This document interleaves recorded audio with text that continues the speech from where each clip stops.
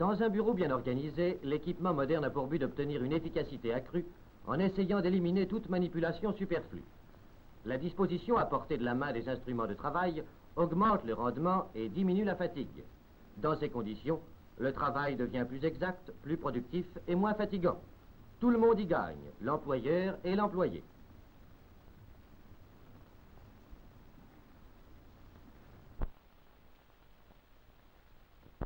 Voici l'ancienne façon de procéder. La main gauche ne servait qu'à tenir les fiches. La main droite, elle, actionnait à la fois le multiplicateur et le multiplicande. C'était également la main droite qui abaissait la tige et mettait le moteur en marche. Il fallait attendre que la machine ait opéré pour que la main droite pût écrire le résultat. La fiche remplie, la machine était prête pour l'opération suivante.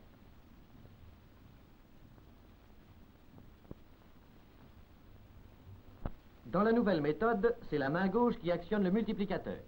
Inutile de regarder, un simple clavier à touche guide l'usager. La main droite, elle, actionne le multiplicande, déplace la fiche et peut écrire tandis que la machine entre en action. C'est la main gauche qui abaisse la tige.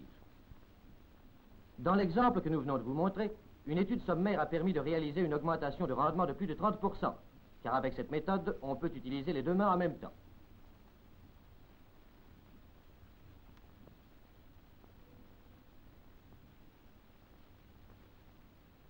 Il s'agit dans cet exemple d'une de ces petites besognes fastidieuses que tout bureau connaît bien. Cette jeune fille nous montre comment, avec l'ancienne méthode, on procédait au classement des bandes alphabétiques destinées aux fichiers des clients. Il fallait d'abord chercher où l'on pouvait placer une nouvelle bande. Une fois cette place trouvée, il fallait écarter le reste du lot. D'où manipulation sur manipulation et beaucoup de travail inutile. D'autre part, le temps d'accommodation de l'œil sur des positions constamment changeantes freinait la cadence du travail et augmentait les risques d'erreur. Dans de telles conditions, il était difficile de classer plus de 12 bandes à la minute. Mais assistez à la transformation réalisée grâce à l'emploi d'un simple dispositif, un plateau trieur. Chacune des lettres de l'alphabet a une position fixe, ce qui simplifie le travail de recherche, élimine les manipulations multiples et réduit la fatigue.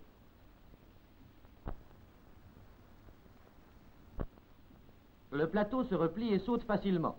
Résultat, on a réduit l'effort et les risques d'erreur tout en doublant le rendement.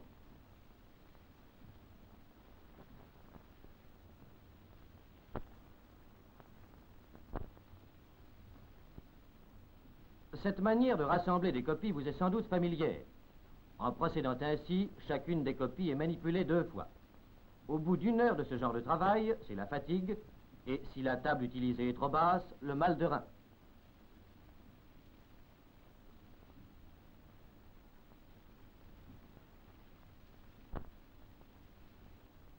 Voici l'opération simplifiée en obtenant qu'une personne seule ait désormais plus de rendement que 3.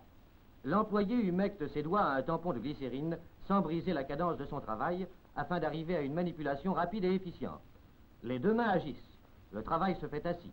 Tous les gestes sont accomplis dans un rayon restreint, une longueur de bras au plus.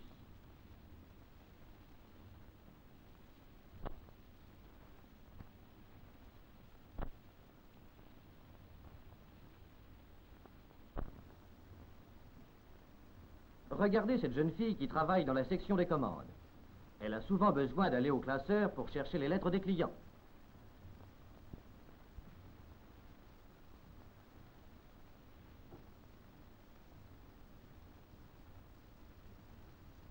Dans l'ancien système, il lui fallait se lever, aller jusqu'au classeur, ouvrir le tiroir, ranger le dossier et rejoindre son bureau.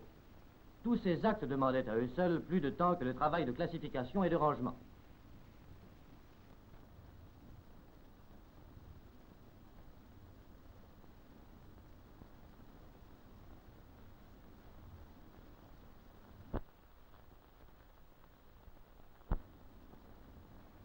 Dans le nouveau procédé, ce sont des dossiers spéciaux qui permettent de simplifier le travail et de réduire la fatigue. L'employé reste assise. Une surface glissante aménagée entre les bacs de classement remplace le bureau conventionnel.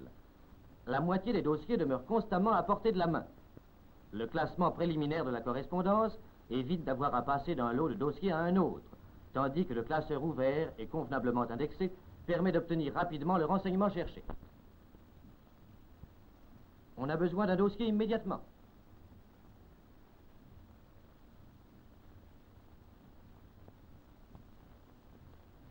Eh bien, le voilà.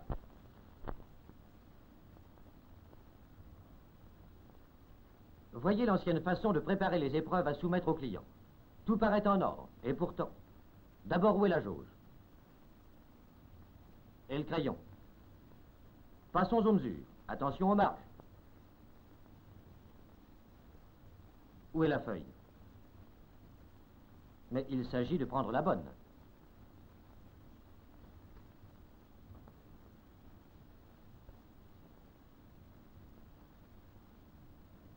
Ensuite, il faut vérifier l'alignement avec une règle et couper la feuille aux dimensions requises. Quoi encore? Le pot de colle pour coller le titre.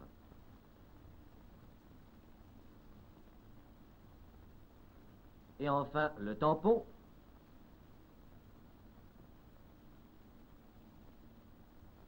Avant de rassembler le tout.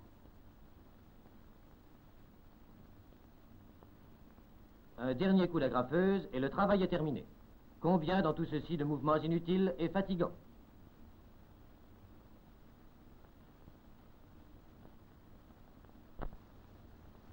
Ils sont maintenant évités dans un bureau où chaque chose est à sa place, à sa vraie place. D'abord, dans les plateaux, les feuilles à utiliser. Plus besoin de chercher.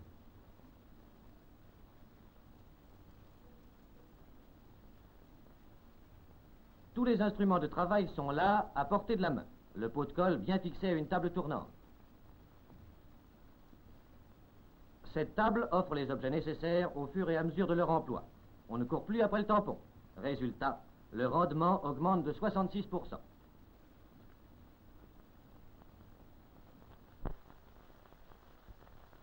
Il s'agit d'évaluer un travail d'imprimerie. Prenons l'exemple d'un annuaire de production comptant plus de 500 pages. Combien lent et ennuyeux ce coup de pouce aux pages pour préparer les tables de statistiques avant l'impression. Chaque page devait être étudiée ligne par ligne pour éviter les erreurs. Et la nécessité d'avoir à préparer au moins 15 feuilles pour chaque impression prenait plus de temps que le simple fait de relever et de transcrire les chiffres sur le bloc.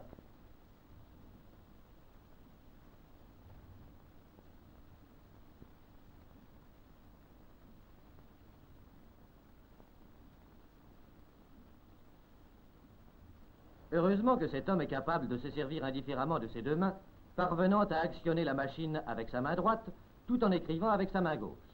Ici encore, des gestes inutiles pour déchirer les feuillets d'un bloc et retirer le carbone. Un feuillet était épinglé à la commande et l'autre mis de côté pour un versement ultérieur. Et ce n'était qu'après avoir replacé les carbones qu'on pouvait passer à la commande suivante. De grandes boîtes reçoivent les chiffres des commandes. Un petit classeur séparé rend inutile le classement ultérieur des fiches. Les chiffres sont ensuite rassemblés en tables ou tableaux qu'un simple geste permet d'atteindre.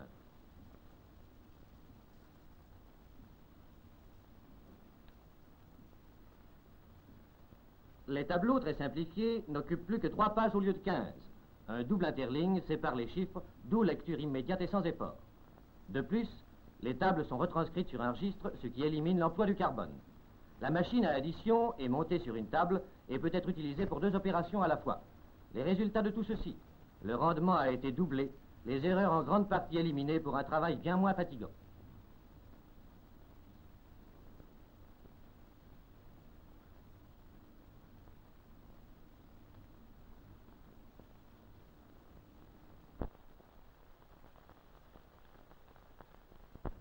Voici la vieille méthode de trier les chèques à la main.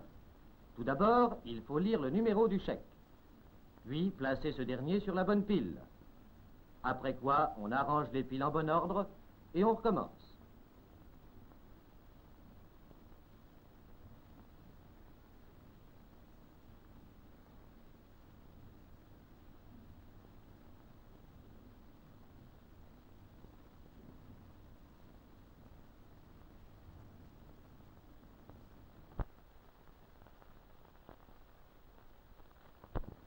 Mais avec ce nouveau procédé, le classement devient automatique.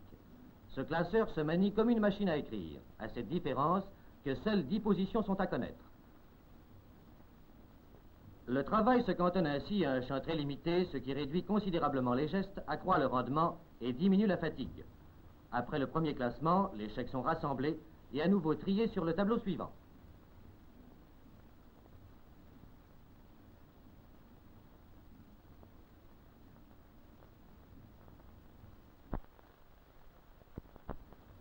On vient de terminer le contrôle d'une commande et l'on passe à la demande suivante.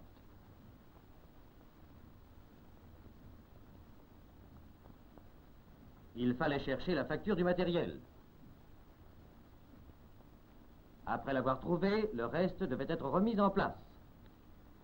Il fallait alors vérifier la demande par rapport à la facture. Puis par rapport au registre, chaque registre pesant environ 5 kilos. Et si l'on se trompe de registre, ce sont 5 kilos à prendre, à déplacer, puis à replacer. Que d'efforts!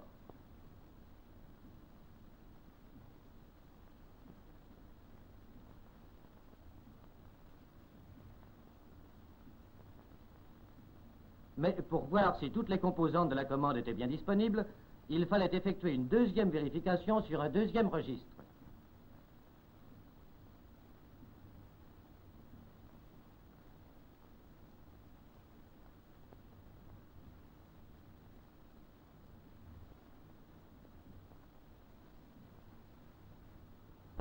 Enfin, l'employé pouvait continuer son travail.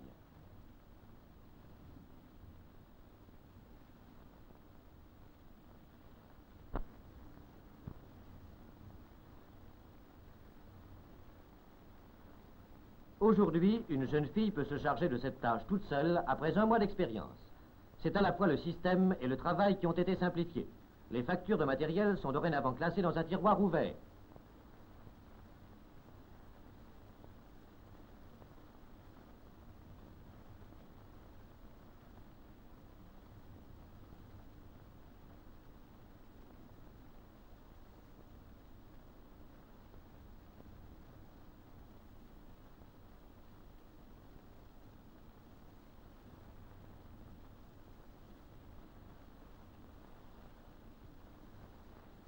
Une nouvelle méthode de rédaction est employée, puis de code, de symboles, de renvoi. Les diverses composantes sont groupées.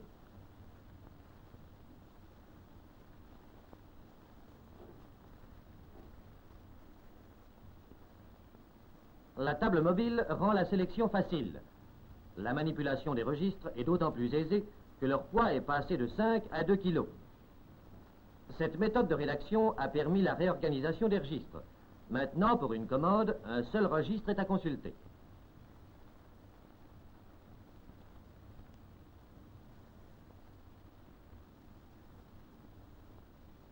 Quand les composantes d'une commande sont peu nombreuses, l'employé écrit le billet de réquisition ainsi que le ticket qui précède l'ordre de production, ce qui évite les arrêts de travail.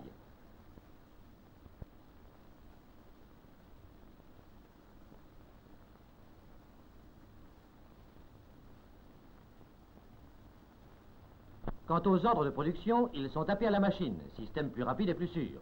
Le ticket porte le numéro des pièces, leur nombre, la date et les initiales du rédacteur. L'espace disponible permet d'accéder à 13 000 dossiers de commandes. Des bandes colorées indiquent, suivant leur position, les commandes urgentes. Un simple geste permet de vérifier immédiatement les pièces importantes. Un ordre de production, en 3 temps, est tapé sur l'enveloppe contenant les pièces à vérifier et la liste des anciennes commandes. Enfin, un simple geste permet d'enlever le carbone.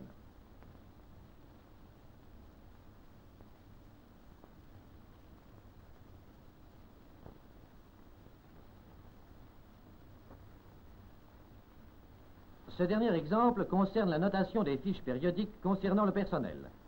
La fiche est établie en fonction d'une liste de notes préalablement attribuées aux diverses qualités mentionnées. Le tableau de gauche montre les points ou notes.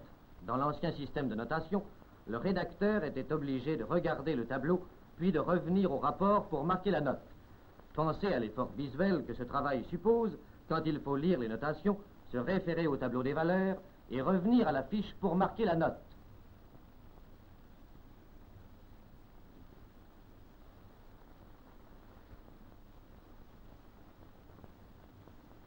Et voici la nouvelle formule. Ce tableau comporte toutes les notations numériques.